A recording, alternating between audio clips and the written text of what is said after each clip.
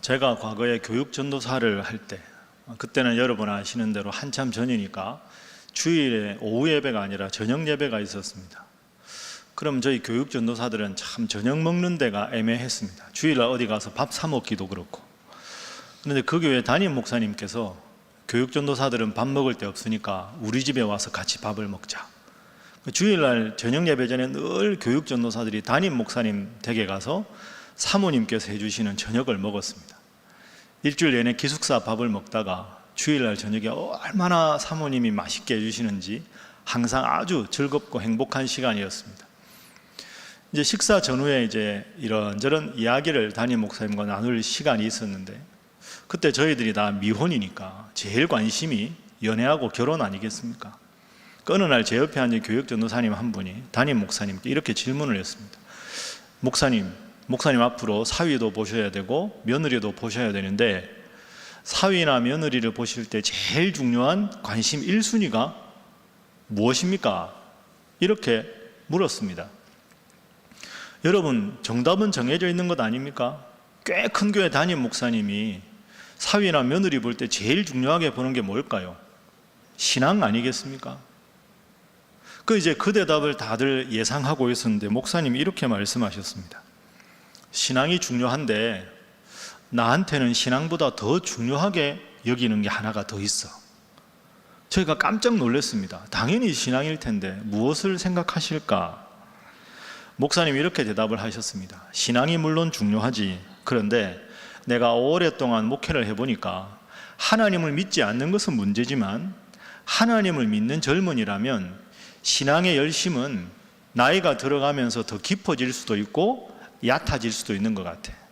신앙보다 더 중요한 게 있는데 그것은 성품이라고 생각해.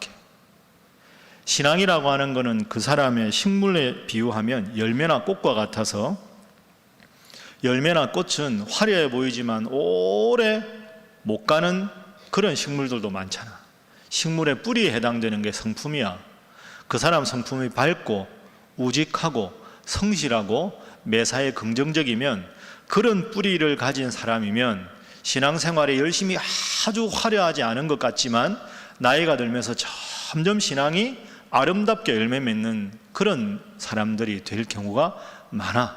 그런데 당장 신앙이 아주 뜨거워 보이는 것 같은데 기본적인 성품이, 뿌리가 건실하지 않으면 그 뜨거웠던 신앙은 나이가 들면서 점점 식어버리는 경우가 많아. 그래서 나는 신앙보다는 성품을 더 중요하게 생각해. 이렇게 저희에게 말씀을 해주셨습니다. 여러분은 이 대답에 대해서 어떻게 생각하십니까? 물론 목사님이 신앙이 두 번째고 성품이 제일 중요하다 이런 뜻이라기보다는 평생에 걸쳐서 성숙한 신앙생활을 잘 하려면 신앙과 성품, 이 두 가지가 잘 조화되어야 훌륭한 성숙한 신앙인이 될 수 있다, 이런 뜻이라고 우리가 읽어야 하겠지요. 자, 그런 관점에서 오늘 본문의 바울 서신인 빌립보서를 한번 보겠습니다. 이 바울은 밝은 사람입니다. 참 기쁨의 사람이죠. 한번 따라해 보시죠. 밝은 사람, 기쁨의 사람. 여러분, 이 빌립보서를 쓴 사도 바울은 지난주에 우리가 묵상했던 에베소서와 마찬가지로 감옥에서 쓴 편지입니다. 감옥에서 억울하게 하나님의 이름과 예수 그리스도의 복음을 전하다가 갇혀있는 상태에서 편지를 씁니다. 얼마나 억울했겠습니까? 잘못한 게 없는데 감옥에 갇혀 있습니다. 그런데 이 4장밖에 안 되는 짧은 빌립보서에 제일 많이 등장하는 단어가 기쁨이라는 단어입니다. 무려 16번이나 나옵니다. 여러분, 이게 대단하지 않습니까? 억울하게 감옥에 갇혀 있는데 기뻐하라, 감사하라. 그러니까 바울은 하나님을 믿는 신앙도 참 훌륭한 사람이었지만 기본적으로 하나님을 믿는 믿음과 더불어서 굳건한 믿음을 가지고 믿음의 튼튼한 뿌리를 내릴 수 있는 우직하고 성실하고 긍정적인 그런 성품의 사람, 신앙과 성품이 아주 잘 조화된 그런 신앙의 인물이다 하는 것을 알 수가 있습니다. 그런데 바울이 기쁨이라는 걸 강조할 수 있었던 빌립보서, 바울의 상황은 사실은 그렇게 기쁨을 이야기할 수 있는 상황이 아니었습니다. 바울이 빌립보서를 쓸 당시 상황에 대해서 몇 가지를 한번 생각을 해보죠. 첫 번째는 이 편지를 쓸 당시가 감옥에 갇혀 있었다. 여러분, 감옥이라는 단어하고 기쁨이라는 단어는 참 어울리기가 힘든 단어죠. 첫 번째 힘든 상황입니다. 두 번째는 이 편지를 받는 사람들이 빌립보 교회 성도들인데, 빌립보 교회는 그 당시에 잘못된 가르침이 들어와 가지고 교회가 아주 혼란한 그런 상태였습니다. 그 소식을 바울이 들은 겁니다. 그럼 바울의 마음에 불평과 짜증이 안 생겼을까요? 아니, 도대체 내가 전한 예수 그리스도의 복음만 붙잡으면 되지 왜 잘못된 가르침이 교회에 들어와서 횡행하도록 이렇게 방치했단 말인가 하고 막 꾸지람을 하고 원망을 할 수 있는 상황인데도 바울은 빌립보 교회 성도들에게 그래도 기뻐하라, 감사하라, 이렇게 말을 하고 있습니다. 쉬운 일이 아닙니다. 그리고 빌립보서를 쓰게 된 가장 직접적인 계기가 있습니다. 빌립보 교회 성도들이 바울이 감옥에 갇혔다는 말을 듣고는 에바브로디도라는 사람을 바울에게 보냅니다. 감옥에 갇혀 있다가 필요한 것도 좀 넣어주고 잠깐 면회할 때 그 마음도 좀 들어드리고 해라 해서 에바브로디도를 빌립보 교회에서 감옥에 갇힌 바울에게 보냈는데, 이 에바브로디도가 바울을 만난 지 얼마 안 돼서 죽을 병에 걸립니다. 바울 입장에서는 이 사실이 어떻게 받아들여질까요? 참, 내 인생은 왜 이렇게 힘들까? 내가 억울하게 감옥에 갇혀 있는데 나를 도와주라고 온 이 사람도 지금 죽을 병에 걸렸으니 참, 내 인생은 정말 기구하다. 왜 나는 되는 일이 없을까? 이럴 법도 하지 않습니까? 물론 에바브로디도가 하나님의 은혜로 기적적으로 살아납니다. 그리고 에바브로디도를 다시 보내면서 바울이 이 편지를 쓰는 겁니다. 그런데 제가 말씀드린 그런 상황에서도 바울은 기뻐하라, 감사하라, 이렇게 말을 합니다. 참 훌륭한 사도입니다. 그리고 또 하나는 그 당시에 사도 바울이 워낙 복음을 열심히 잘 전하고 사도 바울의 명성이 다른 지역으로 다 이렇게 자자하게 되니까 같은 기독교인들 중에서도 바울을 시기하는 사람들이 있었습니다. 쉽게 말하면 너무 바울만 존경을 받으니까. 그런데 바울이 감옥에 갇혔다는 말을 듣고 속으로 쾌재를 부르는 사람이 있습니다. 아이, 잘됐다. 이 틈을 타서 바울만큼 내가 유명해져야 되겠다.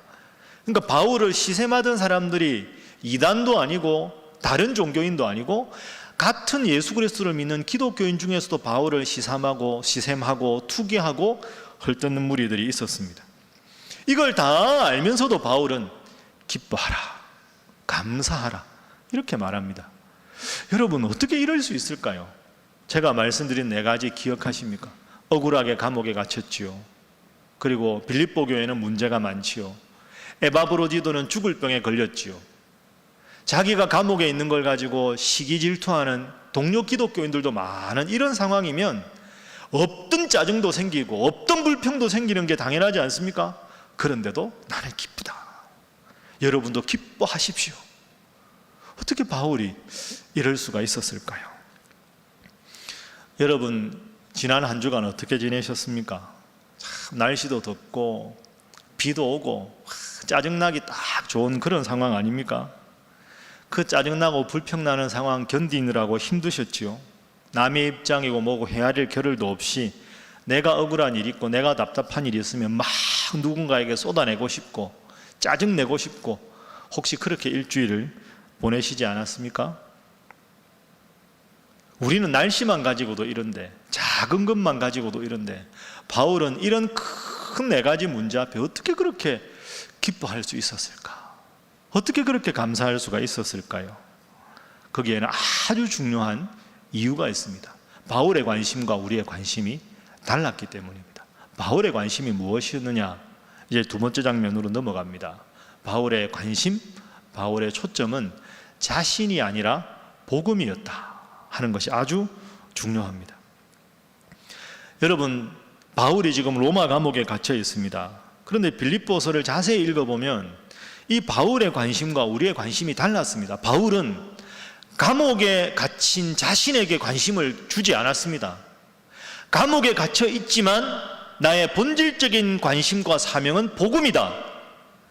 자신에게 관심이 아니라 복음에 관심을 가진 그런 인물이 바로 사도 바울이었습니다. 그래서 사도 바울은 기뻐할 수가 있었죠. 물론 바울 자신의 입장에서 보면 감옥에 갇힌 게 불행한 일입니다. 그러나 자신에게 관심을 갖지 않고 복음에 관심을 가지게 되니까 바울의 마음속에는 한없는 기쁨이 넘치게 되었습니다. 오늘 본문에 그게 아주 잘 나옵니다. 바울이 지금 감옥에 갇혀 있는데 어떤 일이 일어났느냐? 13절 여러분 화면으로 보십시오. 나의 매임이 나의 감옥 속에 있는 것이 모든 시위대 안과 그 밖에 모든 사람에게 나타났어. 사도 바울이 감옥에 갇혔다 하는 소문이 다 났다는 거죠. 바울이 뭐 했을까요? 감옥 안에 있는 사람들, 간수들한테 다 복음을 전한 겁니다. 그러니까 복음을 받아들이는 사람들이 감옥 안에 많아졌다 하는 게 13절입니다. 자, 그 다음에 14절 보시지요. 형제 중 다수가, 저것은 하나님을 믿는 교회 감옥 바깥에 있는 성도들이, 야, 사도 바울은 매여 있는데도 하나님의 말씀을 전했다더라. 우리는 감옥에도 안 갇혀 있는데 우리도 열심히 전해야지 하고는 감옥 바깥에서 바울의 소식을 들은 많은 성도들이 겁없이 하나님의 말씀을 전하게 되었습니다. 그러니까 감옥 안에서도 복음을 믿는 사람들이 많아지고 감옥 바깥에서도 복음을 믿는 사람들이 아주 많아졌습니다. 그리고 이어서 15절 한번 보십시오. 15절 말씀. 자, 15절은 함께 한번 읽어보시죠. 시작. 어떤 이들은 투기와 분쟁이들, 어떤 이들은 착한 뜻으로 그리스도를 전파하나니. 아멘. 투기와 분쟁으로 그리스도를 전한다. 저 투기와 분쟁을 일으키는 사람이 누구냐? 제가 아까 말씀드린 대로 같은 기독교인들인데 사도 바울만 너무 존경을 받는 것에 대해서 투기하고 시샘하는 사람들이 많았습니다. 이 사람들이 잘 됐다, 바울이 감옥에 갇혀 있는 동안 내가 더 많이 전도해서 내가 더 훌륭한 사도라는 존경을 받아야 되겠다, 이 투기와 이 경쟁하는 마음으로 예수님을 전하게 됐다는 거예요. 감옥 안에서 믿는 사람 많아지고 감옥 바깥에서 믿는 사람 많아지고 바울을 경쟁자로 여기던 사람들도 점점 예수님의 이름을 많이 전하게 되었습니다. 바울이 이런 전체적인 상황을 보고 기가 막힌 멋진 고백을 합니다. 그 고백이 18절 말씀입니다. 바울이 이렇게 하면, 그러면 무엇이냐? 거칠애로 하나 참으로 하나 무슨 방도로 하든지 전파되는 것은 그리스도니 이로써 나는 기뻐하고 또한 기뻐하리라. 한번 따라 하시죠. 전파되는 것은 그리스도니 이로써 나는 기뻐하고 또한 기뻐하리라. 여러분, 바울이 참 멋진 사람 아닙니까? 나는 괜찮다, 감옥에 갇혀 있어도 괜찮고 죽어도 괜찮다, 내가 할 본질적인 것이 복음을 전하는 일인데 감옥에 갇혀서 더 복음이 잘 전해지면 나는 살든지 죽든지 그리스도의 복음이 전파된다는 소식이 나를 기쁘게 한다. 그 바울의 관심은 자신이 아니라 복음이었습니다. 그러니 감옥에 갇혀서도 기뻐할 수 있고 감사할 수 있었던 것이죠. 여러분, 이것이 오늘 우리에게 주는 중요한 교훈이 있습니다. 기독교인들이 세상을 살아갈 때 가장 우선적인 관심이 내가 아니라 복음이 되어야 하는 줄로 믿습니다. 내가 좀 답답한 상황에 있고 내가 정말 억울한 상황에 있어도, 그러나 나를 통해서 예수님이 더 잘 전해지고 하나님의 복음이 더 잘 전해진다면 하나님이 내 인생을 책임져 주실 것이니 나는 괜찮다, 이런 마음으로 바울이 기뻐할 수 있었다는 거죠. 여러분, 우리의 관심은 나의 잘 되는 것이 아니라 복음에 있어야 하는 줄로 믿습니다.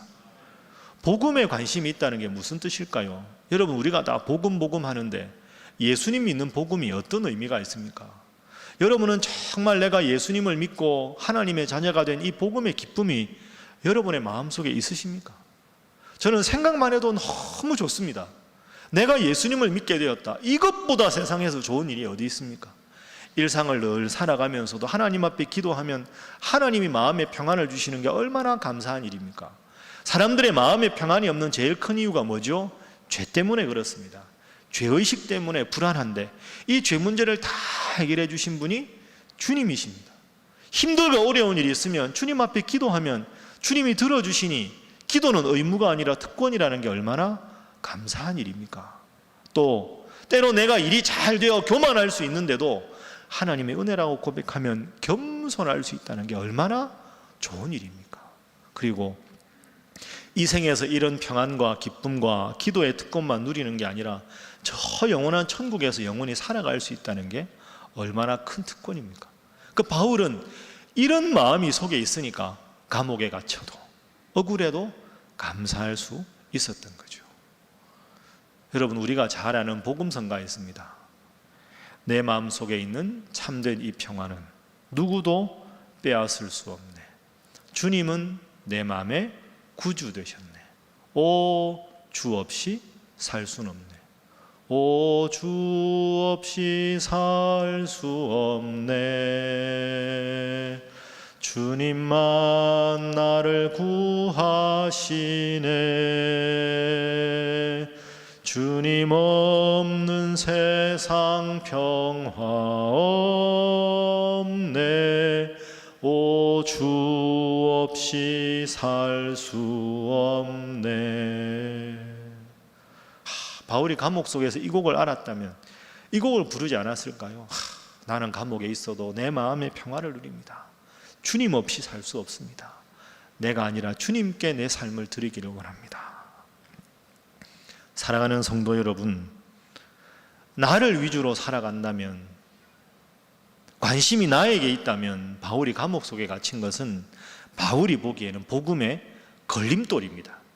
내가 나가서 복음을 전해야 되는데 감옥에 갇힌 것은 복음의 걸림돌인데 왜 하나님 이 걸림돌을 안 치워주십니까?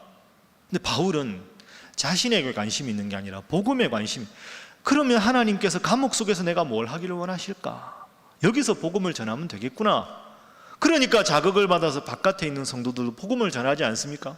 그러니까 감옥에 갇힌 것이 복음의 관점에서 보니까 복음의 걸림돌이 아니라 복음의 디딤돌이었다 하는 거죠.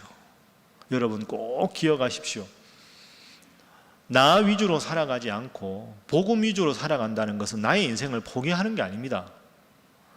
나보다 나를 더 잘 아시는 하나님, 그분 앞에 내 삶을 드리겠다고 하는데 그 사랑 많은 하나님께서 얼마나 우리의 인생을 복되게 책임져 주시겠습니까? 내가 내 인생의 주인이다 하고 살아가면 안 되는 일마다 불평하지만 저 전 우주를 창조하시고 지금도 내 인생을 주관하시는 주님 앞에 내 인생을 맡기면 주님 위에 살겠습니다. 복음 위에 살겠습니다. 내가 억울하고 답답해도 주님 영광이라면 감사하고 바울처럼 받아들이겠습니다. 그렇게 하나님을 위해 살아가는데 어떻게 하나님께서 여러분에게 복을 안 주시겠습니까? 여러분 이 점 평생에 기억하시고 하나님 앞에 늘 나와서 예배하는 일, 하나님 앞에 기도하는 일, 하나님 말씀 열심히 묵상하는 일에 힘쓰셔서 구하시는 것뿐 아니라 구하시지 않는 모든 것까지 큰 복을 받으시는 우리 사랑하는 모든 성도들이 되시기를 주님 이름으로 축복합니다. 그래서 마지막으로 오늘 우리가 꼭 기억할 것이 있습니다. 내가 지금 고난을 받아도 고난 속에 있어도 감사하는 게 필요하다. 한번 따라해 보시죠. 순환자의 감사. 그죠? 내가 고난을 받아도 그 속에서 기뻐하고 감사한다. 여러분 이게 세상하고 다른 겁니다. 세상 사람들은 고난을 받으면 불평하고 좋은 일 생기면 감사하죠. 우리가 그렇다면 다른 게 뭐가 있겠습니까? 고난을 받아도 주님께서 내 마음을 아시고 주님을 위한 거라면 감사하는 마음, 그게 사도 바울의 마음입니다. 제가 군목할 때였습니다. 군목 선배들하고 이렇게 만나서 하루는 이렇게 오랜만에 이제 군선교 이야기를 하는 날이 있었는데 한 군목 선배님이 이렇게 말씀을 하셨습니다. 어저께 내가 군대에 있다가 퇴근을 하니까 이제 그 아파트 군인 아파트 이제 우편함이 있지 않습니까? 1층 현관에. 거기 보니까 똑같은 광고 전단지가 있더라는 거죠. 여러분도 그런 경우 많지요. 광고 전단지를 또 이렇게 우편함에 다 끼워 놓는 경우. 그 무슨 광고 전단지가 저렇게 많은가 하고 광고 전단지를 이렇게 딱 꺼내 보았습니다. 그 광고 전단지는 점집을 홍보하는 그런 광고 전단지였어요. 점집 홍보, 뭐 어느 대사 해가지고 계룡산 몇 년, 뭐든 무슨 산 몇 년 쭉 쓰고 핸드폰 전화번호 뭐 쫙 쓰고 맨 밑에 빨간색으로 요거 당구장 표시 있죠. 딱 해놓고 맨 밑에 기독교인 대환영 이렇게 이제 써놨다. 기독교인 대환영. 여러분 웃으셨는데 이게 웃을 일이 아닙니다. 하나님을 믿는 사람들이 무슨 점집입니까? 기독교인 대환영. 기독교인 중에 그만큼 점집에 가는 분들이 많다, 이런 뜻 아니겠습니까? 손 한번 들어볼까요? 그건 생략하겠습니다. 기독교인 대환영, 이게 참 씁쓸한 기독교인의 자화상 아닙니까? 하나님 앞에 기도할 수 있는데, 아니 무슨 점집 공보 홍보지에 기독교인 대환영, 그게 무슨 뜻일까? 그게 기복신앙입니다. 하나님 앞에 기도해서 내 뜻대로 내가 원하는 때 딱 응답이 안 오면 점집 가서 돈 주고 알아보겠다, 그건 본질이 잘못된 거죠. 하나님을 믿어서 기쁠 때도 겸손하게 기쁨을 준 하나님 앞에 감사하고, 때로는 힘들고 어려운 일이 있어도 그래 하나님의 또 다른 뜻이 있겠지 하고 하나님 앞에 감사함으로 받아서 감옥 속에 바울이 기뻐하는 것처럼 기뻐하는 삶, 그게 우리의 모습이 되어야 하지 않겠습니까? 여러분, 저는 한번 따라해 보시죠. 환경을 극복하는 믿음, 재난 속에서도 기뻐할 수 있는 믿음. 따라합니다. 이래도 할렐루야, 저래도 할렐루야. 여러분 믿습니까? 이렇게 살아야 하나님을 믿는 사람이지, 이렇다고 불평하고 저렇다고 불평하면 우리가 하나님을 믿는 게 뭐가 그렇게 하나님 앞에 내세울 게 있겠습니까? 감옥 안에서도 아무리 상황을 꼽아보아도 기뻐할 게 하나도 없지만, 이래서 하나님의 말씀이 전해진다면 감사하겠습니다. 그래서 감사하는 게 아니라 그럼에도 불구하고 감사하는 것, 그게 기독교의, 그리고 성경에서 말하는 감사입니다. 제가 여러분들에게 여러 번 말씀드린 대로 저는 이름이 요한입니다. 모태신앙이죠. 그리고 어릴 적부터, 아주 어릴 적부터 목사님 되게 해주십시오 하고 서원기도를 하고 신학대학에 갔습니다. 그런데 사실 저한테는 부끄러운 과거가 하나 있습니다. 제가 고등학교 3학년이 되었습니다. 대학 입시를 치러야 할 때가 다가왔습니다. 제가 대학에 갈 때는, 지금은 사라졌는데요, 대학 입학 예비 시험을 볼 때 전기대학이 있고 후기대학이 있었습니다. 그러니까 전기대학은 10월 말에 시험을 봐서 가고, 후기에 모집하는 후기대학은 그 다음에 1월 달에 또 시험을 봐야 됩니다. 대부분의 대학이 전기대학에 있겠죠. 그리고 또 하나 아주 힘든 건 선지원 후 시험이었습니다. 그러니까 전기대학에 내가 어느 대학 무슨 과를 가겠다 그러면 먼저 지원을 해놓고 그 대학교 그 학과에 가서 시험을 보는 겁니다. 그러니까 제 옆에 앉은 애랑 나랑 경쟁자가 되는 거죠. 그러니까 저는 그때 경남 진해에서 서울까지 올라와서 시험을 봐야 되는 겁니다. 제가 원하는 대학이 서울에 있으니까. 그런데 제가 가고 싶어 했던 장로회 신학대학 신학과는 그 당시에 후기였습니다. 그러니까 다른 친구들은 대부분 전기대학에 가려고 10월달 시험에 맞춰서 공부를 하고 있었는데, 저는 제가 갈 장로회 신학대학 신학과는 어차피 내년 1월에 시험이니까 거기에 맞춰서 그냥 국영수만 열심히 하고 암기 과목은 다음에 해야 되겠다, 11월 12월에 그렇게 혼자 나름대로 이제 공부를 하고 있었습니다. 처음부터 후기대학 준비하는 친구들은 없지 않습니까? 전기대학 떨어져야 후기대학 준비하지. 저는 처음부터 장로회 신학대학 신학과니까 열심히 그렇게 나름 소신을 갖고 공부를 했습니다. 전기대학에 이제 다 입시할 때 다 대학의 희망 학과에 다 원서를 제출하는데 저희 반에서 저만 제출을 안 했습니다. 담임선생님이 저를 불렀습니다. 너 왜 제출 안 하냐? 저는 장로회 신학대학 신학과에 갈 예정입니다. 그런데 그 대학은 후기대학이라 후기대학에 맞춰 공부하고 있습니다. 안 된다. 전기대학 시험을 봐라. 선생님 죄송한데 저는 목사가 될 거라 신학대학에 진학할 겁니다. 선생님이 부르고, 그 다음 날은 교감 선생님이 부르시고, 그 다음 날은 교장 선생님이 부르시고, 그때 제가 저희 반 반장이었거든요. 야, 학교의 명예를 생각해야지. 전기대학 시험도 안 보고 네가 후기대학 바로 보면 그건 안 된다. 그래서 제가 끝까지 안 됩니다 이렇게 했는데, 맨 마지막에 온 집안 어르신들이 다 일반 대학 갔다가 신학대학원을 가면 된다. 그래도 제가 끝까지 소신을 안 굽혔는데, 당시 목사님이셨던 외삼촌이 신학대학 안 가고 일반 대학 갔다가 신학대학원을 가라. 목사님이 그러시니까 제가 그 말씀은 거역할 수가 없었습니다. 그래서 제가 제 의사와 관계없이 전기대학 시험을 치렀습니다. 어떻게 되었을까요? 보기 좋게 낙방을 했습니다. 시험에 딱 떨어진 다음에 어차피 후기대학 가려고 공부했으니까 다 친구들 놀고 있는데 혼자 이제 학교 가서 자율학습을 하고 있다가 이런 생각이 딱 들었습니다. 전기대학 떨어진 게 잘 됐다. 나는 원래 장신대 신학과 가고 싶었는데 떨어지니까 더 분명하게 하나님 뜻을 알 수 있게 되었다 하고 기도하다가 떨어졌다는 말을 듣고 그 다음 주에 감사헌금을 제가 했습니다. 감사헌금 제목에 이렇게 썼습니다. 전기대학 낙방 및 장로회 신학대학 원서 제출 감사. 이렇게 하고 쑥스러우니까 이름은 안 썼습니다. 그런데 이제 그때 제가 고3 때 주일날 지금처럼 일부 예배 7시 드리고 오후에 학생부 예배를 드릴 때인데 이제 목사님이 감사헌금 이렇게 낸 걸 이렇게 예배 때 보시고 기도는 안 하시거든요. 그냥 이렇게 기도하시고 나서 끝나고 나서 갑자기 저를 부르시는 겁니다. 7시 예배는 교인들이 별로 안 오니까 헌금 봉투가 많지 않아요. 그래서 목사님 가시다 보고 무슨 제목이 이런 게 있나 저를 부르. 요한아 너 이리 와봐. 예. 감사헌금 이거 너 한 거 맞지?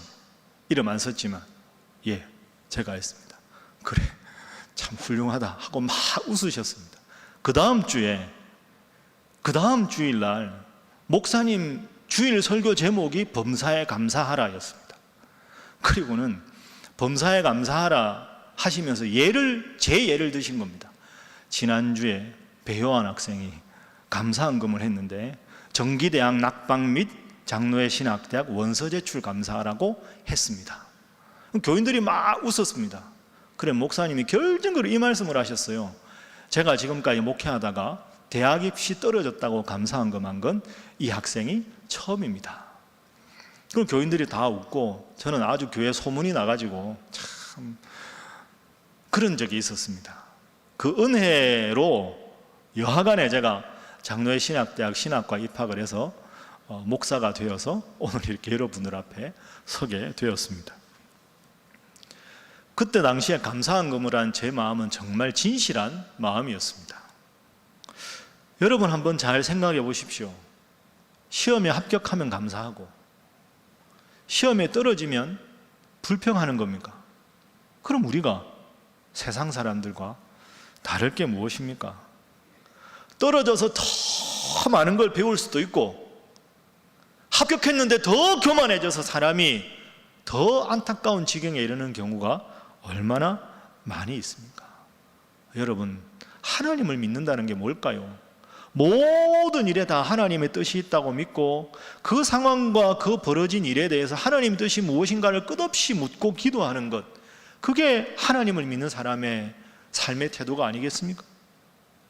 하나님의 뜻으로 그리스도 예수의 사도된 나 바울은 하나님의 뜻으로 내가 사도가 되었다. 나의 정체성은 그리스도 예수의 종이다. 우리가 지난주에 묵상한 말씀 아닙니까? 살든지 죽든지 그리스도가 내 몸에서 존귀하게 되면 나는 그것으로 만족한다. 그게 정말로 멋진 기독교인의 고백이 아니겠습니까? 이런 재난의 때 오직 주님의 영광을 위해서 나에게 초점을 맞추는 인생이 아니라 주님께 복음을 위해서 살겠다, 그런 마음을 가지고 살아가시는 여러분 되셔서 구하시는 것뿐 아니라 구하시지 않는 것까지 때로는 힘들고 어려운 상황도 역전의 상황으로 바꾸어 주시는 그 하나님 믿고 나아가시기를 주님 이름으로 축복합니다. 오늘 본문 말씀 16절에서 18절 말씀을 제가 좀 더 쉬운 번역으로 한번 읽어보겠습니다. 여러분 화면 한번 보시죠. 바울이 이렇게 고백합니다. 선의로 전하는 사람들은 내가 복음을 수호하는 사명을 받은 사람이라는 것을 알고 사랑하는 마음으로 전하지만 이기적인 동기에서 전하는 자들은 성실한 마음으로 하는 것이 아니라 내가 감옥에 있는 동안 나를 괴롭힐 생각으로 하는 것입니다. 그러나 그것이 무슨 상관이 있겠습니까? 가식으로 하든지 진실로 하든지 결국 그리스도가 전파되는 것이니 나에게는 기쁜 일입니다. 또 앞으로도 기뻐할 것입니다. 사랑하는 우리 신일의 성도 여러분, 어려운 재난의 때를 살아가고 있습니다. 그리고 지금 교회가 선거 중입니다. 마귀는 여하간에 우리가 불평하고 서로 갈등하고 다투기를 획책하고 있습니다. 그 어느 때보다 주님 중심으로, 교회 중심으로 한 마음 한 뜻으로 서로 이해하고 포용하고 기도하는 것이 필요한 때입니다. 내게 사는 것이 그리스도니 죽는 것도 유익함이라. 주님 위해서, 교회 위해서 기도하고 한 마음으로 믿음 생활 잘 하시는 여러분들 되시기를 주님 이름으로 축복합니다. 기도하겠습니다. 사랑의 하나님, 우리는 하나님을 믿는다고 하면서 때로는 하나님을 전혀 믿지 않는 듯이 행동할 때가 참 많습니다. 나의 자존심, 나의 생각을 관철시키는 것이 하나님의 뜻과 영광보다 중요하게 여길 때가 많았습니다. 주님, 저희로 하여금 복음과 하나님의 영광을 먼저 생각하면서 힘들고 어려운 환경에서도 감사하고 기뻐했던 사도 바울을 본받게 하여 주옵소서. 심지어 자신의 대적자들이 자신을 비방하는 상황에서도 주님의 영광에 도움이 된다면 다 내려놓은 사도 바울처럼 그렇게 살도록 저희를 지키시고 인도하여 주옵소서. 주님 믿는 자답게 주님께 영광 돌리는 일, 교회 덕이 되는 일, 이 일에만 집중하며 살아가도록 주님 저희를 지키시고 인도하여 주옵소서. 예수님의 이름으로 기도하옵나이다. 아멘.